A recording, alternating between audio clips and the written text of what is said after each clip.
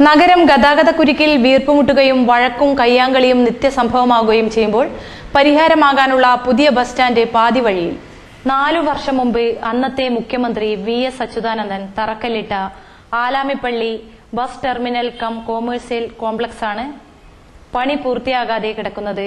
നിലവിലുള്ള ബസ് സ്റ്റാൻഡിൽ വേണ്ടത്ര സൗകര്യമില്ലാത്തതിനാലാണ് നഗരസഭ പുതിയ ബസ് സ്റ്റാൻഡ് നിർമ്മിക്കാൻ തീരുമാനിച്ചത്. ഇതിനായി 1997 തന്നെ സ്ഥലമെടുപ്പ് തുടങ്ങി. സെന്റിന് 8000 രൂപ വെച്ച് 12 പേരിൽ നിന്നായി 5.17 ഏക്കർ സ്ഥലം വാങ്ങി. ഉടൻ നിർമ്മാണം പൂർത്തിയാക്കാമെന്ന് ഉറപ്പു നൽകിയ നഗരസഭ പിന്നീട് വർഷങ്ങൾ കഴിഞ്ഞാണ് തറക്കല്ലിടൽ പോലും നടത്തിയത്. 2007 തറക്കല്ലിടലിനു ശേഷം 2 ഘട്ട നിർമ്മാണമാണ് ബസ് സ്റ്റാൻഡിനു വേണ്ടി നടത്തിയത്. ഇതിൽ ആദ്യഘട്ടത്തിൽ 1.69 കോടി രൂപയും രണ്ടാം ഘട്ടത്തിൽ 1.40 കോടി രൂപയും ചെലവായി. കൂടാതെ 30 ലക്ഷം രൂപയുടെ ഗ്രൗണ്ട് ഫില്ലിംഗും നടത്തിയിട്ടുണ്ട്.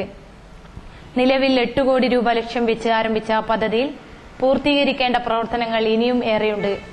നിർമ്മാണം വൈകുന്നതോടെ വാടക ഇനത്തിലും മറ്റും ലഭിക്കേണ്ട വൻ വരുമാനമാണ് നഗരസഭ നഷ്ടമാക്കുന്നത് എന്ന് ജനങ്ങൾ പരാതിയുണ്ട്.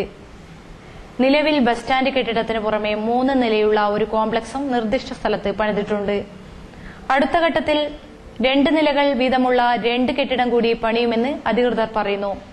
72 മുറികൾ ഇപ്പോൾ തന്നെയുള്ള ഇവിടെ കെട്ടിടങ്ങളുടെ പണികൾ പൂർത്തിയാകുന്നതോടെ 124 മുറികളുണ്ടാകും.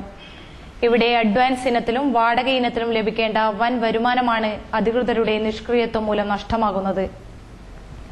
കാഞ്ഞങ്ങാട് നഗരത്തിൽ പ്രവർത്തിക്കുന്ന നിലവിലെ ബസ് സ്റ്റാൻഡിൽ അസൗകര്യം മൂലം പലപ്പോഴും സ്റ്റാൻഡിന് പുറത്താണ് ബസ്സുകൾ നിർത്തിയിടുന്നത്.